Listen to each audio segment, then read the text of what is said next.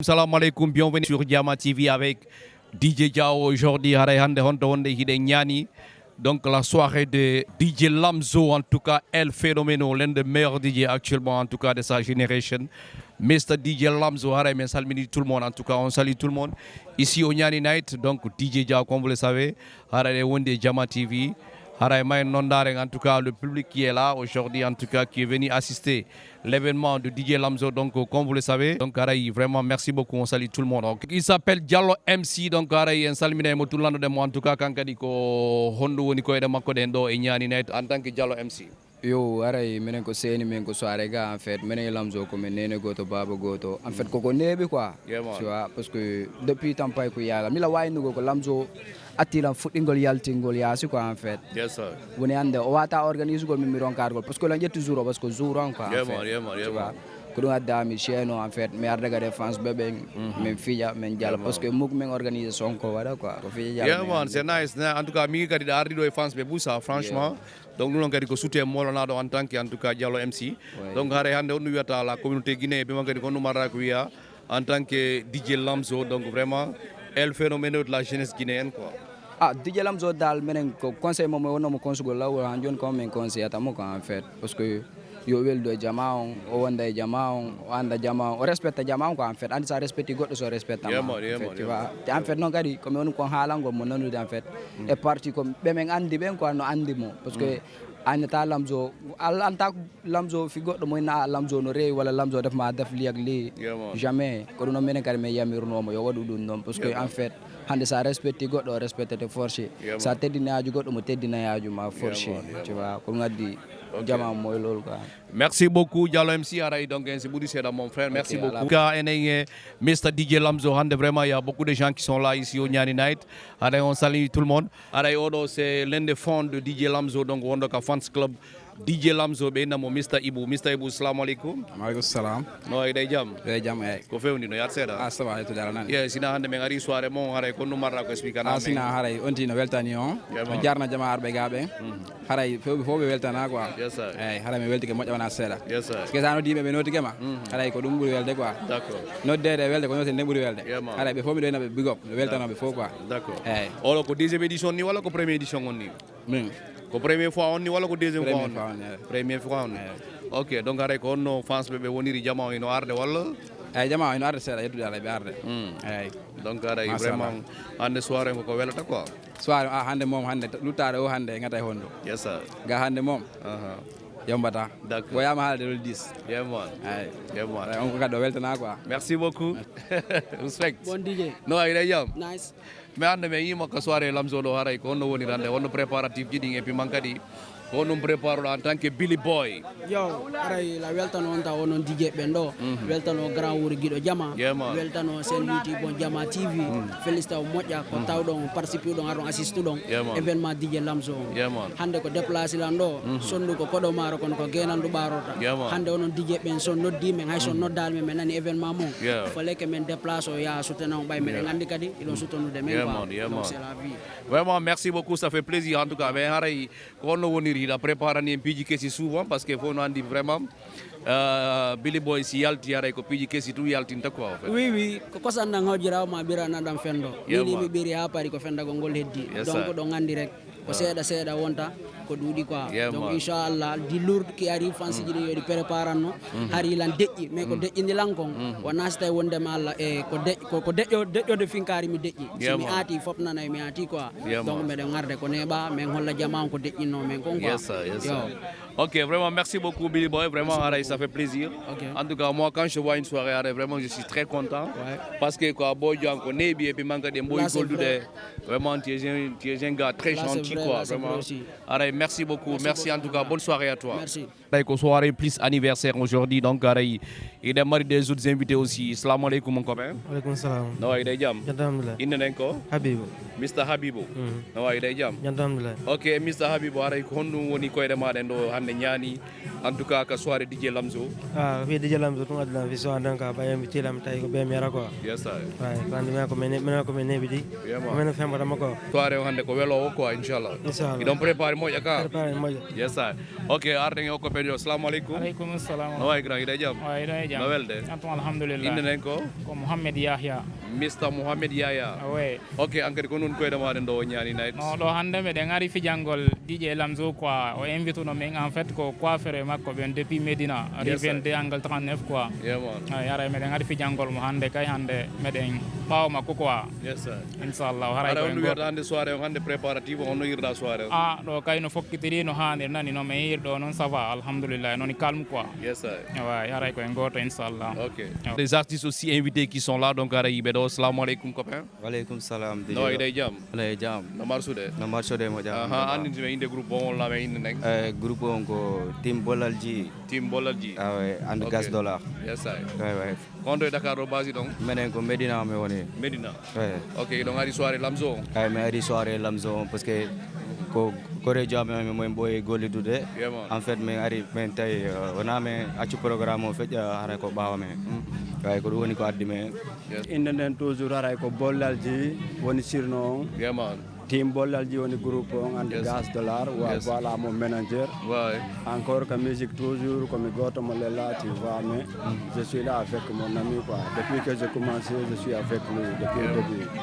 OK, donc le mot bollalji donc ça veut dire quoi ko no wada men firtande dum pour jama waaw faamude parce que sinni bollalji no nandita e mboddi seeda quoi ou bien c'est comment? way sa nani bollal tigi ko boddi Ko boddi. ayay boddi indi yaha ndi ala koyde Bien ala ndi sûr. burma yawde Yeah man. ndi jaway ko a wata jawde ara ndi jogaki juuɗe Yeah man. kono toujours ndi wawi wadde ko ndi watta kon fop ko hoore nden tun ndi jogiti Yeah man. a sa nani bollal ko hoore nden Yeah, kala komi watta ko hoore nden Yeah, man. ji woni Yeah. jilla Jilla. nafima talki ko soobe e barki Yeah, man. ye waɗi jeyno banti Yeah man. Yeah. Merci beaucoup en tout cas bonne définition. Donc ara on wiata hande soirée DJ Lamzo en tant que en tout cas Lamzo hande invité on en tant que bollalji. donc ko addi men sona ko welo welo fija jala voilà kala kadi arɗo toujours Yeah man. komi watamo wiide soyez bienvenu avec respect quoi Yes, sir. voilà haray fof kadi no wontida haysi ɓe arali ɓen kadi haysi no woɗɗodira haray no wontida kadi quoi Yes, sir. wiya kadi big up à tous les fans quoi tu vois Yeah man. way OK. haray min kadi mi weltanike on mi weltanike jama on fof mi weltori invité on toujours di gën a ñaan yàlla na jàmm gën a yàgg si réew mi tamit Inshallah, voilà inshallah. loolu laay gën a ñaan yàlla quoi Loolu na am na gars yi solo, dalal waaw. seen xel quoi xam nga Inshallah. voilà Yeah man. Merci beaucoup, merci le big manager. Donc vraiment merci beaucoup. OK, merci. Bonne soirée. Donc vraiment bienvenue parmi nous ce soir. Merci de vous. OK, Merci. Aray merci. me weltori kadi kala ardo meden inimo ko bismillah kala ko pulo futa woni menen haray no weltini me men falete hewtude tawa rap gine on ko me fala ko jaw ko dow. Yeah man. Ouais ouais vraiment. Il est wonde en tout cas kañum Pidji Kessi en tout cas donc aray minne tun salamu alaikum Pidji Kessi do e ñani night. Walaikum salam DJ Diaw. No ay day jam. Jantung alhamdulillah. Sino ça fait un bail mawdo. Ah, ça fait un bail. Yes sir, no ay no welde. Ah, ça va yetude Ko alhamdulillah. fewndi da yat seda. Ah, medenge golle de. On hewti ñani night ka soirée DJ Lamzo. Aray ko nu wiyata men hande. Ah, ça va nani me hewti e jan. Me fala kadi o soirée on kadi lanna e hore jan. Yeah, ko man. do kadi tori den quoi. Yes sir. En tant que rahbandi from Rahu Pidji. bandi way. From Pidji Kessi. From Pidji Kessi. Iwdi timbi Madina, yeah. Yes sir. Oh. Yes sir. OK, merci beaucoup en tout cas donc aren gade o frère jodo. Assalamu alaikum mon frère. aleykum salam No ay day jam. jantum OK, andi ditume inde nek. ibrahima ba kono ɓe noddira lan iɓe quoi Ibe. Eh. Angadi ka groupe ombo beaucoup là. groupe final Hein? groupe final Final. final Final. waaw OK, donc on wiyata men ande ka soirée DJ Lamzo lo en tant que Mr Lamzo ici au Nyani Night. jije lamzo komin wiyata hande soirée nden sina meɗen tori jama on fof fija welto mo beyara mo nanake hay goto Yes sir. a faami ko addi men ɗo jije lamzo ko grand jamen ko yata wo ɓannitay men minen kay ko ɗum waɗi ha meɗen respecti mo Yeah man. ko ɗum suko noddi men wo no jarani men notagol quoi Jantum. Awa kon no woni soirée on no yirda soirée DJ Lamzo. A soirée DJ Lamzo men ngari ɓe werni men. No heewi, no foti, y a pas de problème. Ina nen kon no Mariam Mariam Bari. Bari. Ko ka fans club makko tawada walla?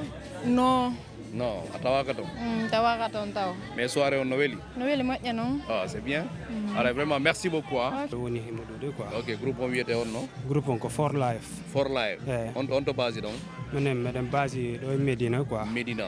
eyyi kono ko Tamba min ɓuura andede. Ah, ko Tamba ɓuura ɗon andede. OK, donc ko Tamba won ɗon quoi. ko Tamba min woni quoi. Donc are hande ko soirée DJ Lamzo addi on ɗo. Are ko non préparatif ji ɗin ko non prépare non en tant que soirée DJ Lamzo. Donc DJ Lamzo c'est que ina men andodiri neɓirani noon kono won neɗɗo mandantama mo waɗi yaatu en fait ay mo yi wo mo nanguiri mo hoore makko ay ɗum tawi fenon o expliqué min soirée makko min tawi ala no min waɗa sina yo min waɗu préparé min aram min walla mo affaire on no affaire o yarira yesso quoi même si ko gaddori France ɓe men quoi non ari Yeah, man. Yo prépare moƴƴa quoi. Inchallah kay nice. Yes sir. OK, merci beaucoup. Salam alaikum copain. Yeah, wa alaikum salam. Ouais, day jam. Day jam. No marsude. Ah bien. Indene c'est comment? Wozline. Wozline. Yeah. In the group encore? For Life. For Life. Yeah. Bo contre base donc. Base Medina. Medina. Yeah. OK, ara ko noni préparatif ji en tout cas ka soirée DJ Lamzo hande kiki de. Non, hande mom menen wari wajal xam nga. Donc dal no min eɓɓirono affaire o wona ko yombata e sengo amen quoi parce que sa windiki artiste comme ça a yimo e ɓe yiya quoi te en plus kadi a waɗay ko jama o heɗortoma hara ɓe waɗay beg e maɗa quoi parce que artiste wona nanggol yahgol hene yaltana sonji woni artiste a waɗay naata sur concert memmina jama on ɓe yiya quoi fami artiste a waɗay live o ko ɗum noon ɓurtama naɓude quoi ay donc minen ko minen ɗiɗo gaji ɗo ardi quoi oɗa ko Samba Junior ko footballeur o boy ɗo ko Ibe quoi Ibe 224 donc ɗi ko ami jamen deguentan quoi fawi par ce que nini min ala ménagére mine wawi wide nini ko ɓeɗo woni ménagére jamen par ce que minen nini si min départ ɗum ɓe witira e ɓawa men quoi donc min e oɗo boy ko mi makko fuɗɗodi musique quoi Adam Supposi Wozline ara mbiɗa waɗa big up DJ Lamzo mbiɗa waɗa mo jare mbiɗa weltanimo invitation o quoi en kadi mbiɗa waɗama big up quoi. Merci beaucoup mon frère. Merci. OK, donc vraiment comme on le dit en tout cas mais weltani qu'on fota. Merci pour le déplacement et merci d'être venu ici en tout cas vraiment. On se donne rendez-vous plus tard hein. Donc aray mbiɗa haɓi piji kesika. OK, ala problème. Inchallah. Ni mom gagne sono fala mo nebi sax mene mom si men natinde rek wala freestyle men wala freestyle o sela baby dawelo men wono mara ala baby bado me yaden Adam Suwozo mene wala fi ma kala ko me yari o ay be bembe etike kono do be ronkay mene men iduma mene feti fi ma you the only one baby ko a number one wono mara ala karewbe emba hidala bandaru ngari ma king baby yo awuli nela nyande wo Adam Suwozo no wala fi ma akema ko la Yes, I. Polo, merci beaucoup en tout cas, grand, merci beaucoup. Engade ara ko no betalo way no dire on se donne rendez-vous plus tard. Baby jege simo bu mo daw yaay ki mo doflo ma baby yaw jege simo mbala muy opi loxo ñepp xam nañ yow la tipo ma baby kañu fo ni xale ma bel mbëri nga fem te do fen hira andi ma baby mi nge mana ko gasata ko mi vera sagata wata hulu my baby hakune men tunata minge ma ko ha poma Adam Supposi no hiduma ko antum woni gido amme Yeah man, merci beaucoup. Voilà, donc comme on dit en tout cas, donc arrête toujours une soirée DJ Lamzo aujourd'hui ici au Nyari Night. Donc voilà, en collaboration avec beaucoup des artistes. Donc arrête une night tumbe donc der bedo UMB. Salam alaikum, on le dit bonsoir. Maaleykum salam DJ. Dañ jamu jam teew te dal. Ma sude sele ko no. Mamadou Baylo min te ko. Mr Mamadou Baylo. Waaw. Mais be no dirama on no. Assalamu from CKL music. Pijiri no jetti. Non do ala vede mawdo. OK, aray ko no woni préparatif ande soirée. Préparation soirée mo ko adi men do baye parce que pedongo mom sama gain la sama dom day la quoi minata xam nga. Kala ko no dilana do arde quoi parce que mom holli lam non quoi ay berna ma ko quoi woni wala woni o hebi ko me ande simo mari o me ay ko nafa ko joyti kon quoi tay ko mami afseta joar ma ko quoi parce que si mi aral non o so moni kamani o wonda bimbe ki data way na lawol quoi ay ga on me ara me labina ko labina ko me yamin ko ta quoi merci beaucoup mon frère en tout cas donc salmine ngodo kadi wi assalamu alaikum wa alaikum salam wa rahmatullah jam ça va alhamdulillah yetude Allah way nanen ko min ko Ousmane Ba donc ara yankadi ko non préparatif ji mani nga soirée DJ Lamzo dëgg fa yàlla moom bonne nouvelle quoi. parce que faamu rek andi Lamzo moom. fayda ko partenaire amen quoi ko mene wondata faamu rek. ay ka donc so organise goɗɗum meɗen dowa tawede a faami ka.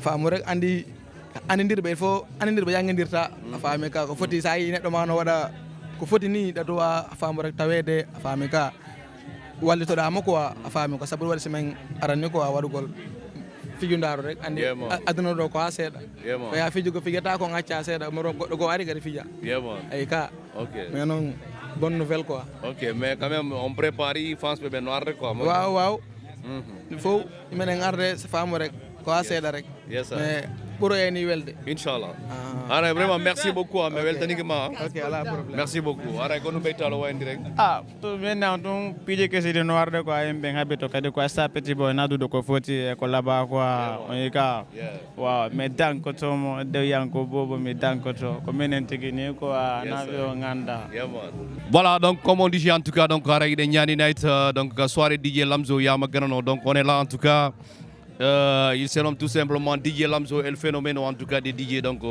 Mr DJ Lamzo aray ko nu wiyata jama mais en tout cas soirée on yimɓe men déplacé ke jama on ari machallah aray ko nodi message ma hande ɗo ka jama DJ assalamu alaikum taw mi hiro taw mo galande mum yettude mum mi hiro tam jama TV mi hiro tam onon DJ ɓe arɓe déplacé ɓe arɓe ɗo ɓen hiro tam mi mettiran ɗo DJ Yaya hiro ɗon régie hiro ɗon fof mi accal hay goto mo haray lantoro lawayni komi toro ɓuy taw yafuye taw parce que kono waɗi so tawi hannde woniri ni fof no anndi koye honno wona sina ɗum no nema hay ko dardaɗo a darata kono ɗo eyyi jono laaɓi mais kono wiyata jama o machallah yimɓe ɓe gari par ce que ley heewi et puis man kadi dow machallah jama o gari quoi jama o notike moƴƴa mais ramasse on tappinde jama o ok sa yini ni manifestation ji ɗi waɗi ha woni jama buy wawali notogo ɓe anndanɗa wona ɓe tewo pol ɓen ɓe TP ɓen ɓe bus wona e maare ɓe ɗo anda hoorema ɓe nangga ɓe hewtali ɗo mais ko mbaɗen ni gollan andi ko prochaine fois ɓurta dakkugol tami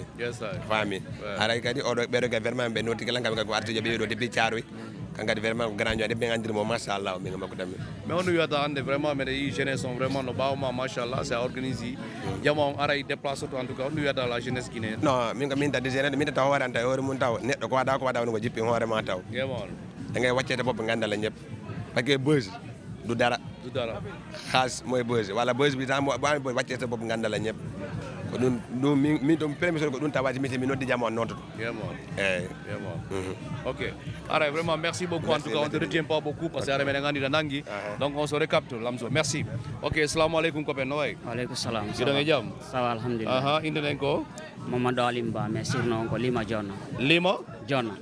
Jonna ok donc ara yiɗa wawi men an kadi explique ude ko ɗum préparuɗa ka soirée DJ Lamzo en tant que DJ Lamzo non hay fous on tigi prépara sina welo quoi mi weltike très bien parce que ino weli foti quoi parce que hunde no arde ma o ko noon jaɓirta teddunga makko nga mi respecti quoi sa yi ono dilan hande ko jikke rek sina ɗum yimɓe ɓen no ɗuuɗi o suuɓi ono dilan mi weltanike mo très bien mais pour toujours e wawi continuer kadi yeeso aray ko ɗum prépara comme piiji kesi hande non sina meɗen ari waɗugo welcome quoi eyyi ok min wadde takkale seeɗa quoi merci beaucoup minen kay min wawa évoluide hono wata min wadde jappale inchallah merci beaucoup merci d'être venu en tout cas aray on se donne rendez-vous plus tard donc merci beaucoup merci en tout cas Jama TV voilà donc comme on le dit en tout cas toujours avec les fonds de DJ Lamzo donc salam aleykum copain maaleykum salam no wayi day jaam jantum inde nen ko Normal Diallo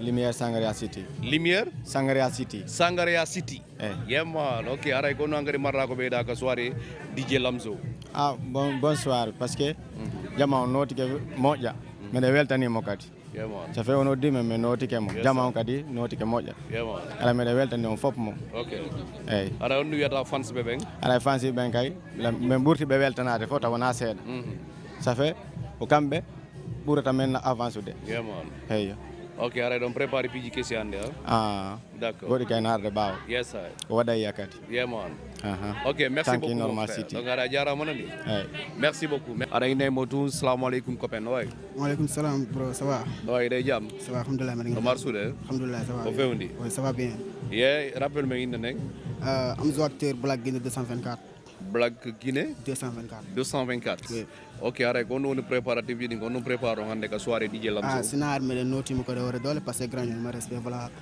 Comme tu vois parce que godo si joni mo teddu ngala jonta par force quoi. C'est ça quoi. Yes I. Donc aray non préparo fans ji din quoi. On wi sina me ngene fop kadi me weltani ke fop kala ardo ko der boîte do et surtout man DJ tu vois weltani ke fop mais andi tan kan me wade vidéo ji ni parce que me wade vidéo ji parce que quoi pour fi fop quoi tu vois. C'est fallait de YouTube me wendey Amzo acteur Black Guinée 224 après vidéo ji du fop kala vidéo mo mi ji daka kila me way tourner me den tourner kadi sanati ka kon darto ngande kadi voilà. Donc hara exactly lolon ko waton ko théâtre wala ko théâtre comédien série tout. Je fais tout quoi. OK. Mais hara ko no message on mo ton véhicule waton véhiculation message on waton ton véhicule quoi ko français wala ko wolof wala ko pulaar. Non men ar me waden olof quoi. Tu vois ar me waden olof mais après kadi ha mo be men kadi si me wadi vidéo ji belanto me vidéo ji men donc pourquoi pas me wadi kadi pulaar quoi. Pulaar quoi. Oui. Après me arti film me wadi film men ni me fodi ton film ça. Film agression tu vois. Film machallah mo de vie en plus abonné tam machallah men toro rek jama kadi fop yona en tout cas groupe Amzo acteur Black Guinée 224 ata abonné ndar kadi série ji ko boy kan noir de quoi. Ouais. Ok, allez, vraiment merci beaucoup, merci d'être venu.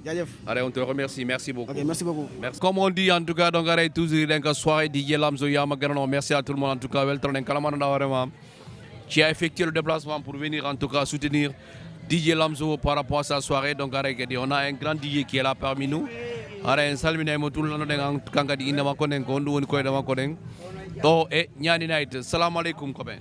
Aleykum salam warahmatullahi no ida jam jantu no welde jantu golleji no jokka nan ko DJ onno de ko DJ Kummalu Baba Jinna DJ Kummalu Baba Jinna yes sir okay ara ko woni koyda man kadi Dakar do par rapport ak ñaani ko soirée o me ngaru hiwragol Lamzo sutenamo wallitomo bon say goddo e muradu fuddida bon aray ko sutene gol mo quoi ouais.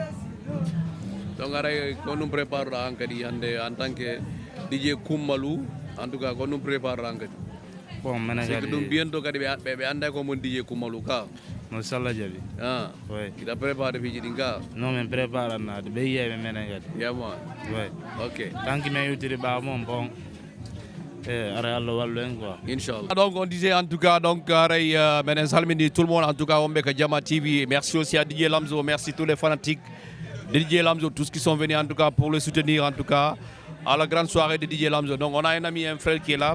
Ara salmini mo tulando mo inde makone kanga expliquer ko nunga dimot do e nyana. Assalamu alaikum copain. Alayhi salam. No ida jam. Amar sude.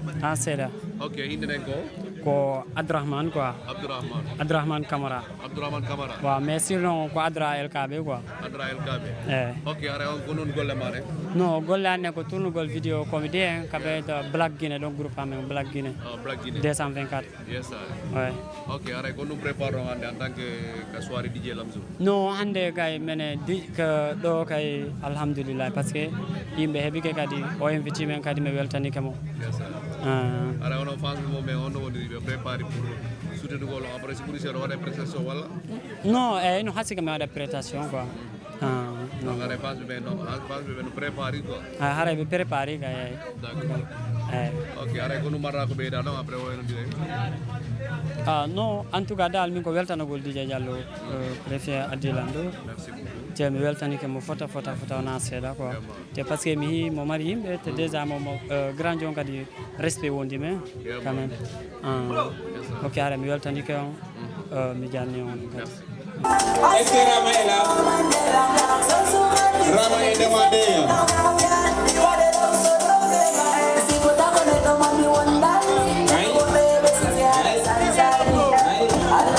Merci beaucoup Didier. On va appeler Rama.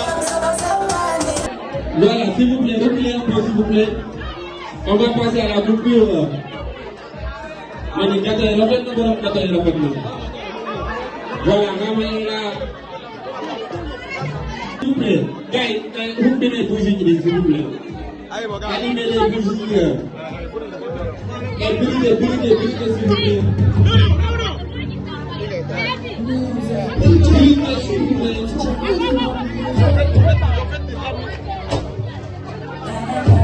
Et tout le monde les met en l'air. S'il vous plaît.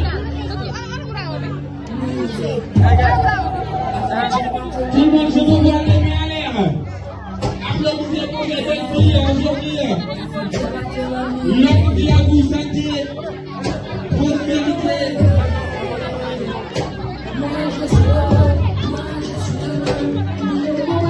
Tout le monde, et je vous vois les mains en l'air. Tout le monde. Regardez, regardez mon gars. Oui. Moi, je suis là, tout le monde. Joyeux anniversaire. Tout le monde. Yes. Joyeux anniversaire. Tout le monde. Joyeux anniversaire. DJ Lamzo. Et pratiquement, happy birthday à toi. Happy birthday à Aïssa Chawaya. Happy birthday à Ramo Wakami. Happy birthday à Medina aussi. C'est un petit mot ce soir. Tout le monde.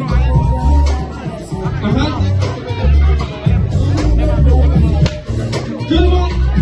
Applaudissez.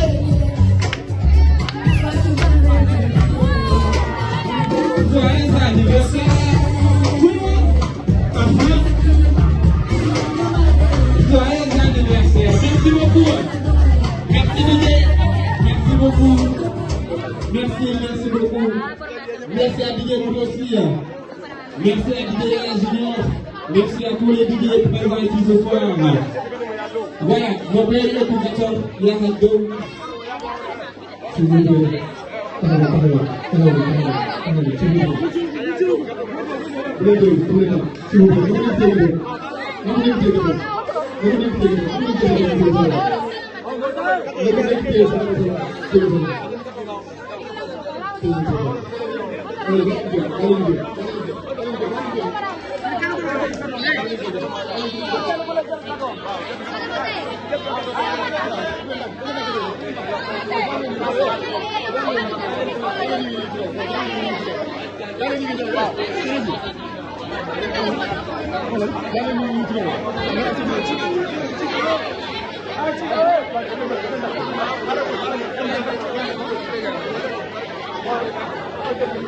Yelam zone ni wisato.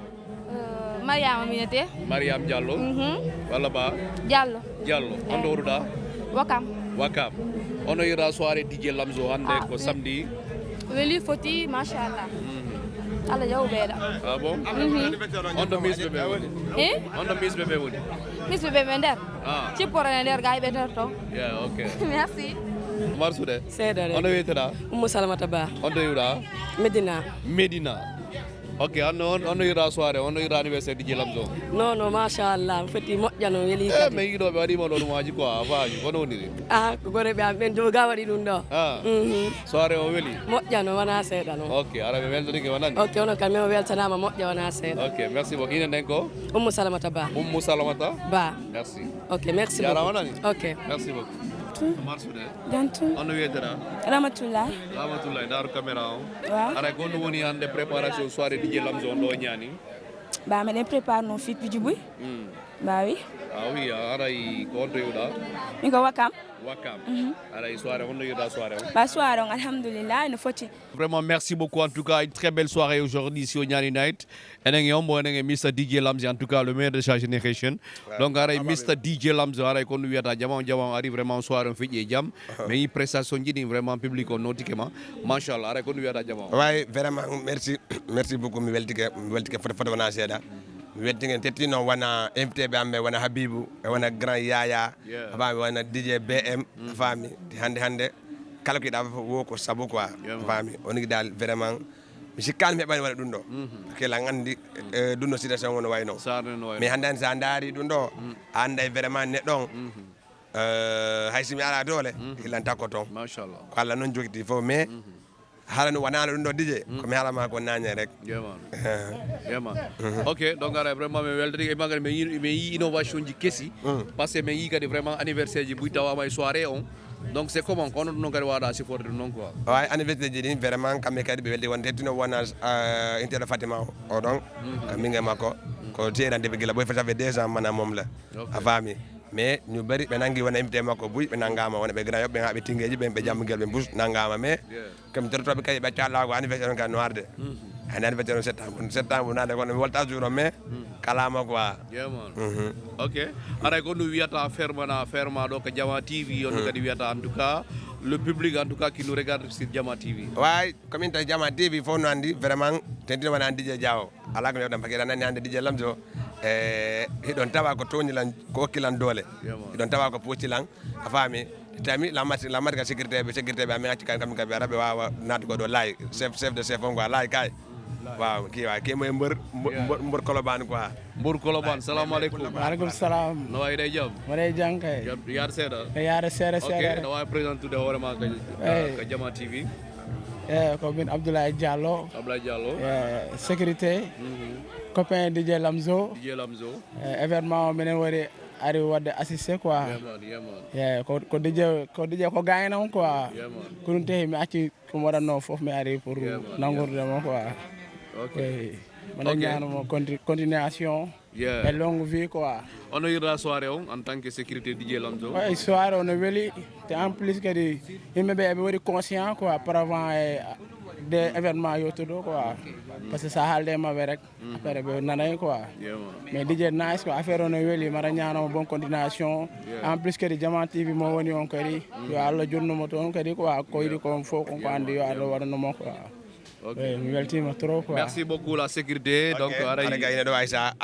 wawi arde kankadi donc garay vraiment anniversaire tay voilà Aïcha assalamu aleykum waaleykum salam wayi day jam no mar suude ok en kadi ko nu wiyata hande soirée o en tout cas vraiment par rapport anniversaire ji ɗin donc soirée o laɓama hande woni soirée on ɗum marɗa ko ɓeyda ɗon soirée o mom waɗi validé ay hoɗum mari komi wawi ɗon min kadi pansement ɓe ari pansement ɓe ari moƴƴa mi weltike moƴƴano surtout Jigé Lamzo mi weltanike mo moƴƴano par ce que depuis min gandidiri ɗum ɗo ari woni feetugo anniversaire ma ɗon kadi haɗa mi weltanike mo moƴƴa kadi fi makko ko dow yes Aïcha merci beaucoup a jarama ok Lamzo ok DJ merci beaucoup mi weltike maccala e goto haɗa DJ Lamzo ko fi foof e DJ e tentino régie kadi non régie no duwanata golode gueɗo jama DJ wuuri DJ no duwa argol président to parce que no waɗi hunde fof ko sabude anani hande lan jooɗo Jama TV la wolla ko kodde makko DJ weltoro ne non ga ñowal rek DJ wuuri ñowal non na DJ wuuri ñow na DJ wuuri ñow rek waaw na guiɗo Jama ñow waaw ok